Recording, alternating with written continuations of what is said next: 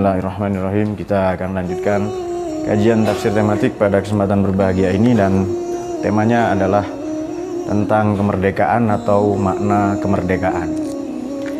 Kalau kita membuka Al-Quran, beberapa indeks Al-Quran misalnya disebutkan manusia ini pada dasarnya terlahir secara fitrah ya, terlahir dalam keadaan suci, bebas, merdeka. Ia tidak dalam kuasa atau kendali siapapun kecuali Zat yang Maha menciptakannya itu sendiri. Akan tetapi kemudian kita mulai misalnya pada Imperium Akkadia, lalu Sumeria, lalu kemudian peradaban lembah Indus, lalu Babilonia, lantas Persia, sampai nanti ke Indonesia. Semua meniscayakan adanya isti'abad atau istirqaq, atau kadang juga disebut perbudakan atau imperialisme. Manusia lahir dalam keadaan bebas, tetapi kemudian nanti ada isti'abad, ada perbudakan, istirqaq, ada imperialisme. Mengapa ini lahir? Karena memang banyak dinasti, banyak imperium-imperium. Manusia yang tadinya bebas, suci, tidak dalam kendali atau kekangan siapapun kemudian. Nah, di Quran ada beberapa tema yang menyangkut perbudakan atau mengapa kita harus merdeka. Pertama adalah riqab, ini diulang 2 kali. Lalu tahriru raqabah, membebaskan perbudakan atau abolisi 4 kali. Lalu fakku raqabah 1 kali. Ada riqab, kemudian tahriru raqabah, kemudian ada fakku raqabah. Di sini saja. Ini beberapa term atau terma tentang membebaskan atau perjuangan kemerdekaan, istiqlal. Perlu diketahui begini teman-teman sekalian, hidup manusia itu, misalnya Ustadz Yani ya, siapapun sajalah, ia terombang-ambing dalam 2 hal, yakni antara bainal qabdi wal basti, bainas syaqawah was sa'adah. Saya ulangi, hidup manusia terombang-ambing antara bainas syaqawah, penderitaan, dan sa'adah, kebahagiaan. Kalau pakai term yang lain, bainal qabdi wal basti. Syaqawah, hidup manusia dulu, ia bainal qabdi. Qabdun ini maknanya sempit. Wal basti, al bastu, ini sempit, ini luas. Kemudian boleh pakai term yang lain, misalnya syaqawah, ini sa'adah. Terserah pakai term yang mana. Kalau begitu, baik riqab, fakku raqabah, riqab, tahriru raqabah, ini semua adalah qabdun, kesempitan. Jomblo itu qabdun. Miskin, bodoh, terbelakang, tertindas, kalah dalam pergaulan, dalam penguasaan aset-aset atau infrastruktur teknologi, ia juga qabdun. Jadi qabdun ini luas sekali. Jomblo, miskin, bodoh, terjajah, inferno ya, dan lain-lain, inferior dan seterusnya, itu semua adalah qabdun. Kemudian saya temukan beberapa ayat, misalnya pada Al-Baqarah 177, wal masakini wabnis sabil wasailina wafir riqab. Masakin, wabnis sabil, sailin, wafir riqab. Kemudian ada juga pada ayat yang lain, misalnya An-Nisa 92. Bismillahirrahmanirrahim. Wa man qatala mu'minan khoto'an fatahriru raqabatin mu'minatin wadiyatun musallamatun ila ahlihi. Jadi kata riqab ini diulang pada Baqarah 177 dan Taubah 60. Riqab ya, Baqarah 177 dan Taubah berapa? 60. Ini riqab. Kalau tahriru raqabah ini diulang Pada Nisa 92 itu diulang 2 kali, kemudian Maidah 89 dan Mujadalah ayat 3. Di Mujadalah bunyinya summa ya'uduna lima qalu fatahriru raqabatin min qabli ayyatamasa. Kalau fakku raqabah ini ada di surat Al-Balad ayat yang ke-11 atau 12 ya, nanti periksa lagi. Falak tahmal aqobah, mereka enggan menempuh jalan mendaki terjal lagi berliku. Wama adro kamal aqobah, tahukah engkau aqobah itu apa? Yakni fakku raqabah, membebaskan perbudakan, membebaskan budak atau abolisi tadi. Au it'amun fi yaumin dzi masghaba, atau ngasih makan pada hari-hari di mana terjadi kelaparan. Bahasanya falah halodo, musim kemarau panjang, dan seterusnya. Baik, mari kita ulas begini. Kalau begitu, tadi manusia terlahir bebas, merdeka. Ada yang menjadi ranah manusia, ada yang menjadi ranah Tuhan. Misalnya begini, dalam lagu-lagu perjuangan kemerdekaan, bangunlah jiwanya, ya kan? Baru badannya. Jiwa ini bukan ranah manusia. Biasanya Allah menggunakan 2 term. Pertama, kholqun, yang kedua amrun. Ala lahul kholqu wal amru.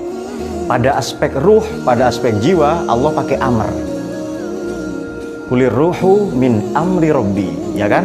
Wa ma utitu minal ilmi illa qalila, di surat Al-Isra ayat 85. Makanya roh ini bukan makhluk, amrun ya, amrullah.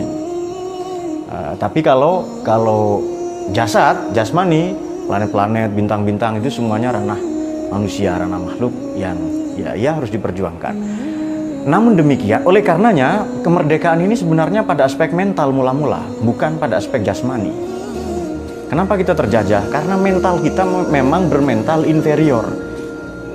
Dalam abad pertengahan ada istilah masochisme. Masochisme adalah orang yang lebih senang dijajah, dianiaya. Margono mana? Kalau tidak dibully dia sedih, lebih senang direndahkan. Mari kita gini saja. Selalu pandangan kita tentang barat itu superior. Ini mempersilahkan kita untuk dijajah. Kalau kita ngomong barat itu maju, pinter, intelek, berkebudayaan tinggi, berperadaban tinggi. Anda belum pernah tinggal di barat mungkin sebagian pernah ya, baratnya pondok ini saja. Apa bule yang kere yang jadi tukang tambal ban, nggak usah jauh-jauh ke Bali, itu banyak bule yang kere. Backpacker tahu?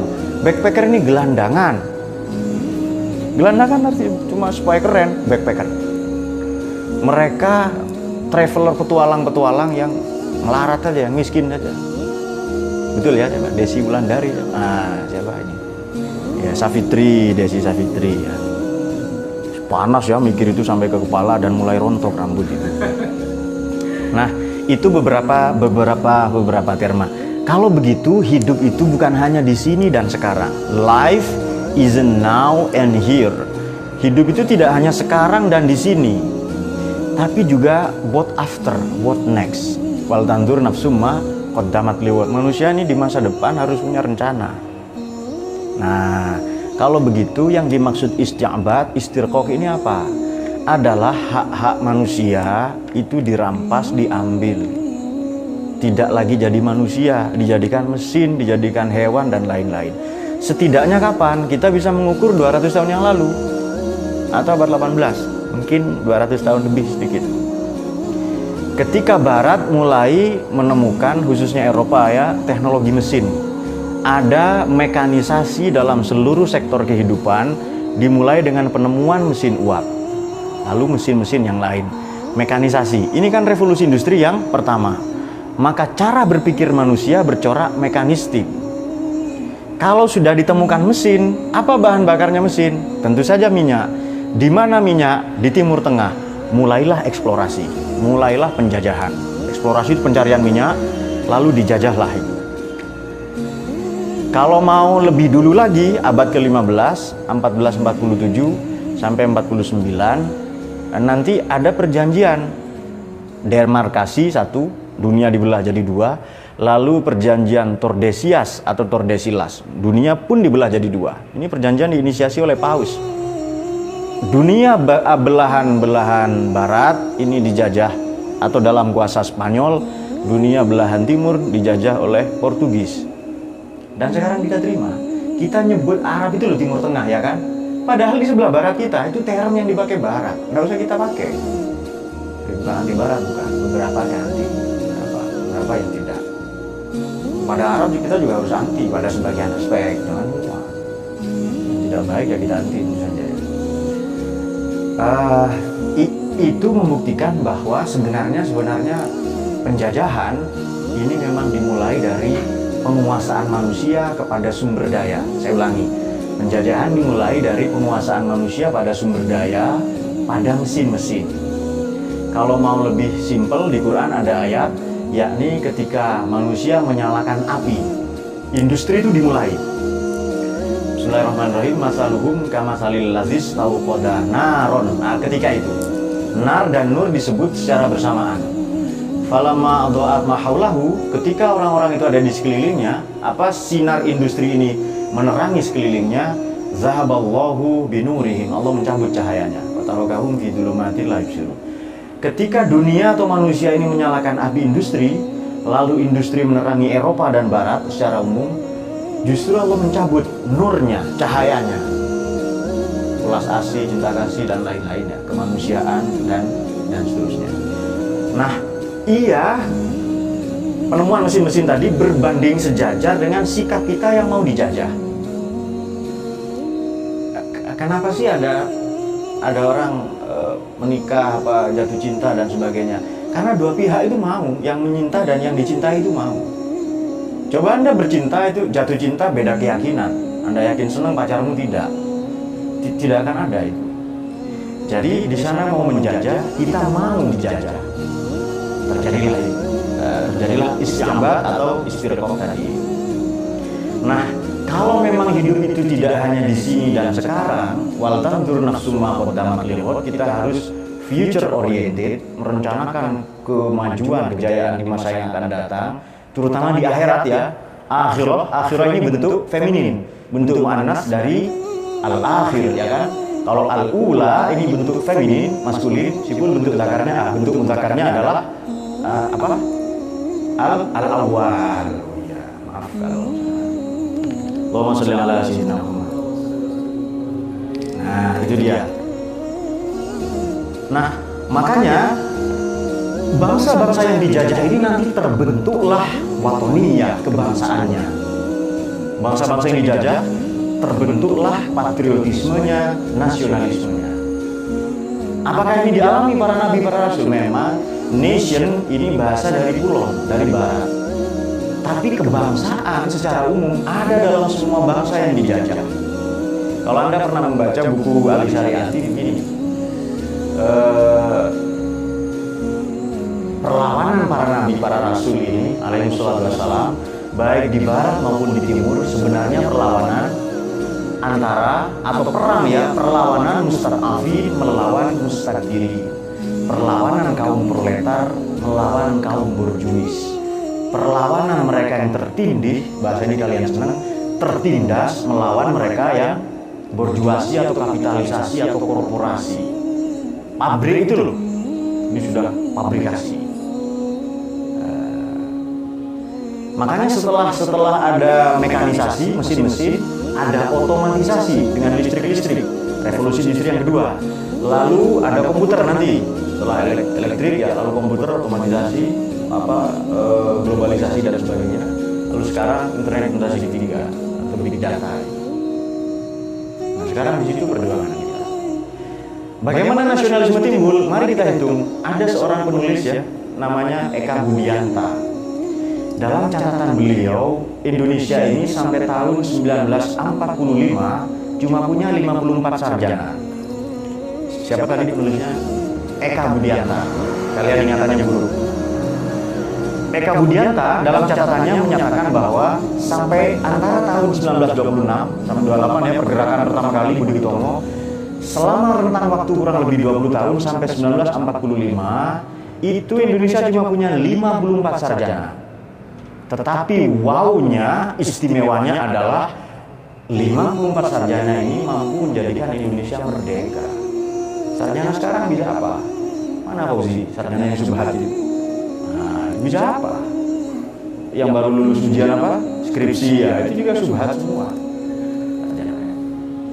Tidak bisa membantu apa? Tidak usah negara, ke kampung saja, ya tidak ada gunanya, bahkan ditolak bumi. Kecuali sudah belajar di pesantren sudah beda lagi. Nah, oleh karena itu, kalau kita membaca surat-surat Al-Balad ini, redaksinya bunyinya begini. Mari kita kerucutkan pembahasannya. Bismillahirrahmanirrahim. Wa ma adraka mal aqabah. Jalan mendaki lagi berliku itu apa? Adalah fakkur raqabah. Jadi nomor 1 perjuangan kemerdekaan adalah fakku raqabah. Di Quran ada tema ini ya. Ini tema nomor 1 ini. Ada 3 tema, ada 3 terma. Outline perjuangan kemerdekaan adalah atau istiqlal. Ini kan perbudakan ini. Lawan katanya istiqlal, istiqlal dan istiqlal adalah istiqlal. Ada tahu masjid di Jakarta ya, di ibu kota itu yang tidak lama lagi pindah, itu namanya Masjid Merdeka, Istiqlal. Tidak boleh di Indonesia ada 2 nama Istiqlal, hanya 1 ini. Jadi kalau siapa acul apa bikin apa rumah-rumahan apa musola dari Istiqlal langsung ditangkap polisi.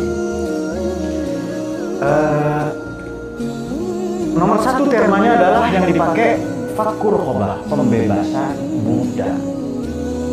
Isti'bad, istirqaq ini terjadi kapan? Penjajahan terjadi kapan? Setelah dimulai. Tapi sebelumnya sudah lama.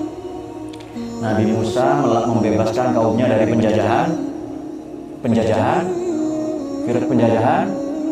Ya, kemudian Siddhartha Gautama membebaskan bangsanya dari penjajahan. Ya, yang menjajah pokoknya. Kemudian Nabi Ibrahim membebaskan bangsanya dari penjajahan. Ya, ada juga perang Diponegoro terjadi kapan? 1825 sampai dengan selesai kan. Ya memang sudah selesai 5 tahunnya. Perang salib dipimpin oleh salib katanya gitu. Jadi ada kan perang-perang Diponegoro dipimpin Diponegoro, perang Imam Bonjol dipimpin Imam Bonjol ya. Kalau perang salib dipimpin salib katanya. Kalau bukan ya kakaknya Salim dia. Terjadi di mana ya di tempatnya. Itu jawaban para pemalas ya.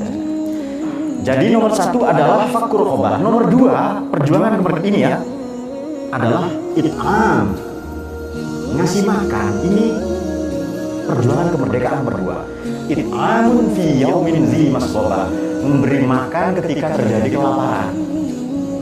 Kan fakir miskin, anak terlantar dipelihara oleh negara ya kan. Atau yatiman dza maqrabah, yatim yang masih menjadi kerabat atau famili kita. Orang itu kalau cinta, katanya Nabi Abdullah Adawiyah, pasti kepingin taksis, kepingin privat, dimiliki secara pribadi. Ya Allah, malam ini saya tidak bisa tidur. Kenapa? Aku khawatir ada momen tertentu di mana aku terpisah darimu, ya kan? Kalau Anda bilang saja nggak punya duit, banyak utang.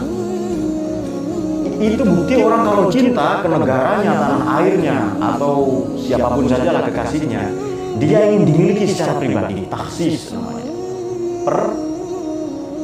Personalisasi atau apa yang dipas itu adalah privatisasi, dimiliki secara privat. Ya betul Ustaz Yani ya, dia merenung gitu. Dia merenung, oh iya itu saya. Begitu pula kalau kita cinta tanah air. Makanya nasionalisme kita dibentuk karena kita adalah bangsa-bangsa yang dijajah. Bangsa-bangsa yang dijajah ini lahir patriotismenya, nasionalismenya.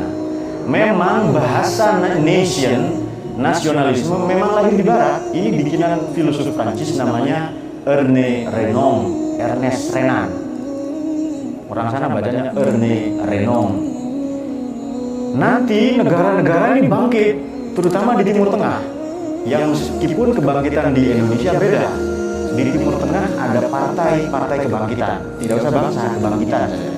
Partai Baas, pendirinya Michel Aflaq. Michel Aflaq adalah menantunya Perdana Menteri Israel Golda Meir. Michel Aflaq inilah nanti yang mengkaji semua bukunya Ernest Renan dijadikan landasan atau ADART, undang-undang dasar bagi berdirinya partai. Sampai sekarang ada. Tapi di Indonesia kebangkitan tidak begitu. Ketika di Timur Tengah, Eropa sudah jelas nggak usah dibahas, pasti sekuler itu. Karena kebangkitan mereka tadinya memusuhi gereja, karena gereja dianggap mengekang rasio ilmu pengetahuan dan lain-lain. Di Arab ini juga sekuler, terpisah agama dengan negara. Tapi di Indonesia agama dengan negara menyatu. Nah, ini bedanya kebangkitan di Indonesia. Makanya coba Anda teliti sampai sekarang, Arab, bangsa-bangsa Arab itu yang banyak hancur masih mencari bentuk nasionalismenya. Kita sudah selesai nasionalisme kita. Kata Bung Karno itu apa? Nasionalisme ini senasib sepenanggungan, senasib seperjuangan dari bangsa-bangsa yang dijajah, khususnya dijajah Belanda. Timur-Timur tidak jajah Belanda, jajah Portugis. Jadi makanya kalau Kaltara, kita sedikit ya, Kalimantan Utara, Malaysia, Brunei, iya dijajah Inggris, iya bukan Nusantara. Kenapa? Karena acuannya pernyataan itu. Ernest Renan tadi itu, Ernest Renan. Coba acuannya negara kertagama, Serat Paraton, sampai ke Thailand itu Nusantara. Ya kan? Bangsa besar kita. Sampai ke Thailand itu Nusantara. Thailand, negeri Siam. Kemudian Kamboja, Laos PDR atau kita kenal Laos, Burma, Myanmar itu. Ya, kalian beberapa tidak tahu. Karena wawasannya wawasan kampung. Jadi berencana saya hanya membangun kampung, nggak apa-apa. Itu juga perjuangan menghargai jasa para pahlawan seperti yang tadi sudah kita fatihai. Kemudian, nah. Tidak ada yang salah ya. Jadi kita mengadopsi dari Barat, dari Timur Tengah tidak ada yang salah. Yang penting ia bisa atau tidak diterapkan di Indonesia. Dan memang Quran katakan begitu kok. Kita tidak hilang la yanhaqullahu 'anil ladzina lam yuqatilukum fid din wa lam yukhrijukum min diyarikum an tabarru'u ilaihim innallaha yuhibbul muqsitin. Tuhan tidak melarang kalian antabarru berbuat bir waktu ke situ dan bersikap moderat. Catatannya satu, anil ladzina lam yuqatilukum fid din, tidak merusak kita sebagai umat beragama, walam yukhrijukum min diyarikum, tidak mencederai kita sebagai umat bernegara, berbangsa bernegara. Kita boleh bekerja sama dengan siapapun. Nggak usah Cina, mau kerja sama dengan jin nggak apa-apa. Jangan Cina, dengan konsorsium jin, silakan. Jualan apa misalnya ya? Jualan apa? Jualan online katanya dibantu oleh para jin. Saya nggak tahu, sekarang ini. Nah sudah, kemudian apa tadi? Makanya nasionalisme ini adalah hasrat hidup bersama atau desire for life together. Hasrat hidup bersama, senasib sepenanggungan karena kita dijajah Belanda. Ini banyak sekali hadis yang berhubungan dengan ini. Banyak sekali. Memang kalau dalam Ahlus Sunnah ya, dalam term Syiah tidak ada mazhab khilafah, Khalifah 4 itu, Khalifah 3 ada mazhab Ahlul Bait katanya. Ya, terserah misalnya mereka. Tapi yang jelas semua merujuk pada karena ditindas bangsa ini bangkit. Jadi hasrat hidup bersama, desire for life together, bahasa Prancisnya yang asli itu la désir de vivre ensemble itu ya. La désir desire, hasrat hidup bersama, senasib sepenanggungan seperti kita di pesantren. Itu namanya nasionalisme. Memang masih muda ini. Iya sangat mungkin dikoyak. Karena Indonesia punya 3 sumber daya kan, sumber daya alam, sumber daya manusia, sumber daya ideologi atau Pancasila. Maka yang mau merusak Indonesia, 3-tiganya dirusak, terutama Pancasila. Nah itu dia. Lalu yang lain misi perjuangan kemerdekaan, pembebasan yang lain adalah watawasau bil marhamah. Itu masih satu visi ya. Sebelumnya tsumma kana minal ladzina amanu watawasau bis sabri watawasau bil marhamah. Yakni menjadikan kita ini beriman. Minal ladzina amanu watawasau bis sabri watawasau bil marhamah. Tidak hanya itu, kita juga menjadi pribadi yang saling sabar dan berwasiat tentang cinta kasih. Tadi dikatakan begini, jomblo qabdun, sakawah, ya kan sakawah.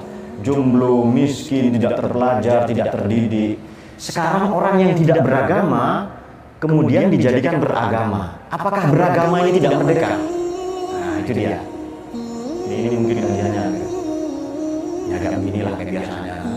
Kayak nggak tahu aja. Ya, sudah kayak biasanya. Jadi merdeka bebas ini kita bebas menentukan sendiri-sendiri urusan. Kita bebas atau tidak beragama? Bebas atau tidak? Bebas, tetapi konsekuensi dari pilihan kita menjadi terikat. Anda bebas memilih kekasih siapapun, bebas memilih calon mertua siapapun kalau mau. Kalau tidak mau jangan maksa.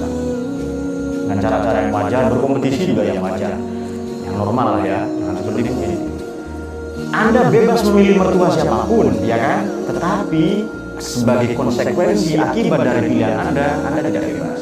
Jadi kita bebas memilih, tetapi kemudian kita tidak bisa terbebas dari akibat-akibat yang ditimbulkan oleh pilihan kita.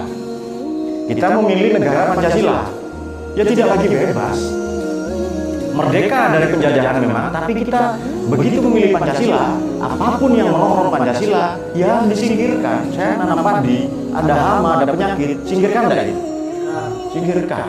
HTI, apapun lah ya, organisasi-organisasi yang merongrong kedaulatan NKRI, Pancasila, singkirkan. Santri kok bikin negara bisa, masa membersihkan tidak bisa ya kan? Bikin negara ini loh, rumahnya bisa, masa bersih-bersih tidak bisa? Nah, itu kerennya santri. Alhamdulillah kalian semua santri. Maka betul ada hal-hal, kalau tadi dikatakan begini,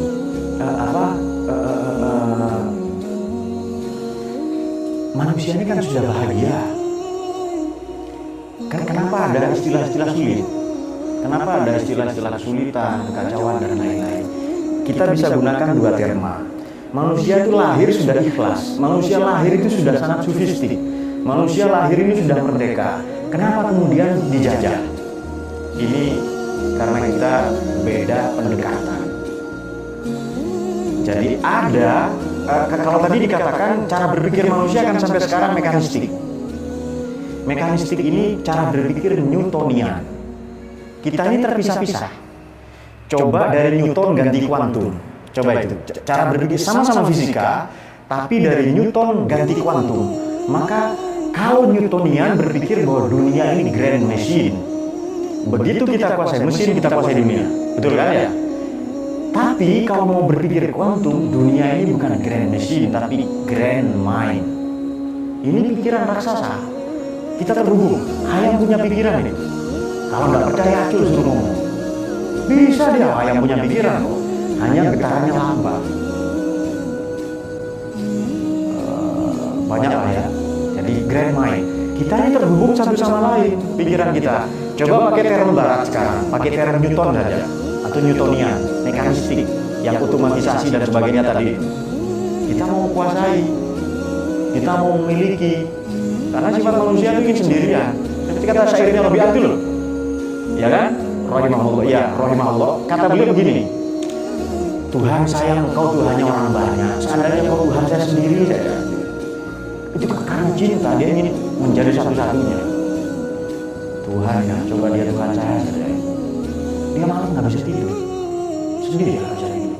Aku tidak ingin ada satu momen pun di mana aku terpisah darimu. Aku ingin memelukmu. Kalau sekarang langsung dibawa itu penistaan agama ini. Tuhan mau dipeluk katanya. Nggak nyampe. Nah, kalau begitu, sistem di dunia inilah yang menjadikan manusia terjajah. Maka sekarang apa yang kita lakukan? Ya mari kita lakukan, sudah dilakukan, dicanangkan oleh Quran. Mari kita bebaskan perbudakan. Orang bodoh diperbudak ya, karyawan diperbudak, apalagi kadang anak diperbudak oleh bapaknya, oleh orang tuanya, santri diperbudak oleh gurunya sebagian. Nah, maka kita bebaskan itu. Juga kesalahpahaman misalnya begini, dahulu perempuan-perempuan diperbudak oleh lelaki. Entah sekarang terjadi apa enggak. Orang Arab istrinya 200, 300, gundenya simpanannya 400. Senang gitu, banyak sekali ya. Maka salah satu misi Nabi membebaskan itu. Jadi istrinya 200. Begitu Nabi datang lalu direduksi. Di sini orang banyak gagal paham, banyak salah paham. Poligami itu mereduksi sebenarnya, mengurangi, bukan menambah. spiritnya loh ya, spiritnya itu.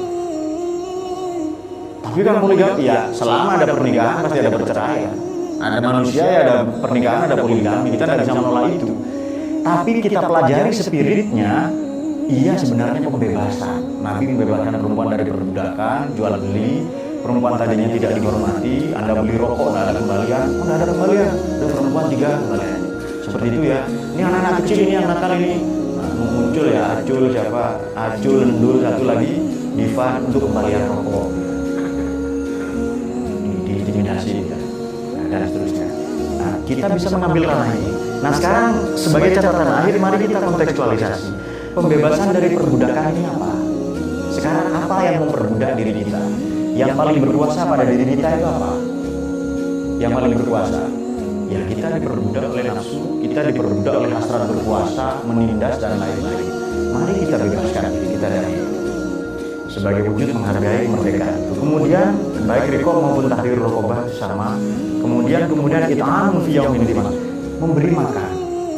Kalau kita membaca kitab tipis-tipis saja, ini misalnya, bulan Majilid ya.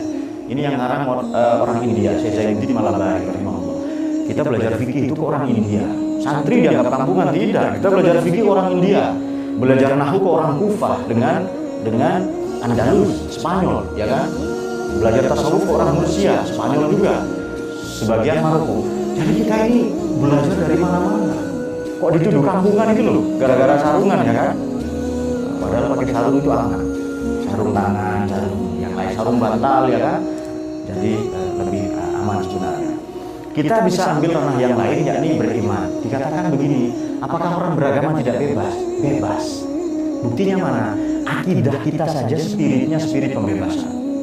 Saya ulangi, teologi kita saja spiritnya pembebasan. Apa? Membebaskan manusia dari penjajahan, penindasan, buta huruf, buta aksara, ya kan? Membebaskan manusia dari jahiliyah dan lain-lain. Teologi kita saja sudah membebaskan. Seharusnya muamalah begitu. Seharusnya perilaku kita mencerminkan teologi kita itu. Maka membebaskan ruh itu ya. Tadi dia membebaskan nyawa dan lain-lain.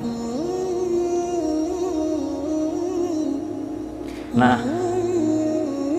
oleh karena akidah kita spiritnya pembebasan, seharusnya perilaku kita juga demikian, memberi kebebasan ya, membebaskan orang lain.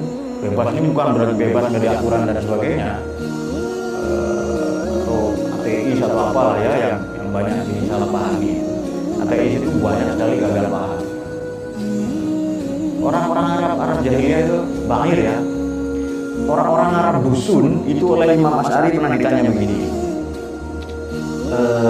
Dunia ini bagaimana sih pendapat kamu katanya. Jadi setiap ada bangirah pasti ada bangir katanya. Kalau ada kotoran unta pasti ada untanya. Jadi Imam Asy'ari ini sudah rahimahullah sudah survei ke kampung-kampung tentang teori sebab akibat itu loh. Kalau ada kotoran teletong itu ya pasti ada untanya. Hanya beda sebagian seperti Ustaz Yani atau Nafis itu ya. Oh ini proyek prima kausa, ya sudah nggak apa-apa. Tapi tetap saja nggak jauh-jauh dari pemikiran sini tadi. Hanya beda bahasa lah, musabbib, sabab, nggak apa-apa. Tapi rupa-rupanya, maksudnya apa? Dalam diri kita ini loh, kita sudah spiritual, betul ya? Kita sudah suci, sudah rohani, sudah spiritual. Lahir itu sudah sufi kita. Siapa yang mengotori? Kita sudah fitri, sudah bebas. Siapa yang mengotori? Ya kehidupan. Dalam hal ini Maradona. Lebih spesifik itu ya. Jadi sebenarnya kalau mbah-mbah kita, para pejuang, para pahlawan merebut kemerdekaan, yang direbut apa itu? Yang diperjuangkan apa? Pasti kurang cerdas. Yang direbut adalah miliknya sendiri. Saya ulangi, lahir kita bebas kan? Merdeka kan? Bebas, tidak ada yang menindas, menjadi tidak ada. Lalu perjuangan para pahlawan mereka semua ya, semoga Allah mengangkat derajatnya. Sallallahu alaihi wasallam. Mereka semua memperjuangkan haknya sendiri, merebut miliknya sendiri. Yang diambil oleh penjajah. Nah, itu dia. Jadi kita mengambil punya kita sendiri. Nah, sekarang kita mempertahankan warisan leluhur kita pun kesulitan. Nah, sekarang ya perang kita perang di medsos itu. Indonesia ini 150 juta pengguna medsos ya, dari 268 penduduk. Seharusnya itu kita pakai, kita perkuat infrastruktur online. Nah, kita berjuang di sana. Maka organisasi-organisasi yang berdiri pra kemerdekaan, saya sebutkan saja misalnya Nahdlatul Ulama. Ini tidak hanya tarbiyah, tidak hanya tarbiyah. Ia adalah harokah difa'iyah, gerakan untuk menolak anil afkaril batiliyah, pemikiran-pemikiran yang batil, ya penjajahan itu, imperialisme itu. Lalu iktisad, penguatan ekonomi, lalu ijtima, penguatan sosial, lalu dakwah dan lain-lain. Artinya apa? Peranan para santri, para kiai, para ulama dulu sinergi dengan apa yang dimau oleh negara, oleh tokoh-tokoh pergerakan ini. Jadi merdeka itu hak segala bangsa. Oleh karena itu segala penjajahan di dunia harus itu kata siapa? Kata UUD 45. Cuma satu yang sekolah. Belakang adalah nggak sekolah. Ada wajah. Nakut-nakutin sekolah ya. Nah, oleh karena itu kita ini sekarang tugas kita kan cuma mempertahankan. Tugas kita mempertahankan. Bagaimana caranya? Kita menolak lupa. Kita ingat jasa para pahlawan. Ya, kalau pesta-pesta boleh enggak itu dengan pesta-pesta perayaan, apalagi karnaval? Ya boleh saja. Pesta fitrah manusia. Mana pesta yang haram itu mana? Enggak ada pesta haram. Haflah, walimah itu pesta. Pesta ulang tahun, pesta pernikahan, walimatul arus, ya kan? Walimatul khitan, walimatul hamli untuk margono ya. Walimatul walimatul haji ya kan. Kemudian kalau ada pesta yang nakal-nakal, yang dugem, yang dan itu bukan pesta, itu hura-hura tapi dibungkus pesta. Banyak hadis kalau Anda menikah kata Nabi bagaimana? Aulil walau bisatin, ayo rayakan, pestakan meskipun dengan sekedar 1 ekor kambing kan. Sebab ada kemarin rame ya berseliweran bahwa pesta ulang tahun kemerdekaan, HUT NKRI, karnaval, semuanya syirik bid'ah. Anda mau kayak Saudi. Saudi ini tidak bisa merayakan hari kemerdekaannya sendiri. Kenapa? Ya nggak pernah merdeka, nggak pernah berjuang. Dikasih Amerika. Kenapa? Haram merayakan hari raya selain Idul Fitri, Idul Adha. Nggak bisa rayakan kemerdekaan. Kita merdeka tiap hari. Tahlilan pada untuk pahlawan bebas kita. Nah, ini beberapa orang gagal paham ya.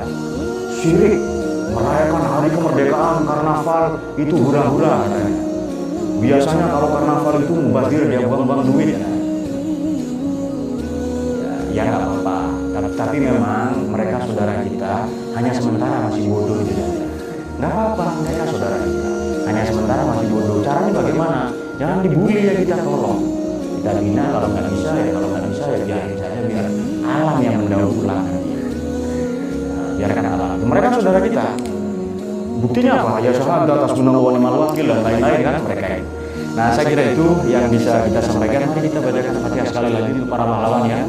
Ini selamat hari ulang tahun atau Dirgahayu Negara Kesatuan Republik Indonesia kepada para pahlawan, para pendahulu kita, yang khususnya para ulama, mereka semua santri.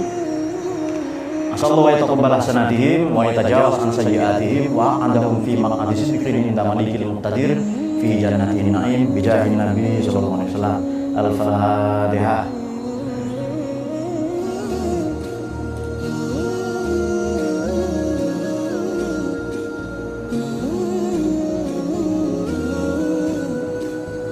Demikian, mari kita sudahi dengan pembacaan doa. Allahumma arhamna bil Qur'an waj'alhu lana imaman wa nuran wa rahmah. Allahumma dzakirna minhu ma nasina wa 'allimna jahilna warzuqna tilawatahu ana al-laili wa atrafan nahar waj'alhu lana ya rabbal.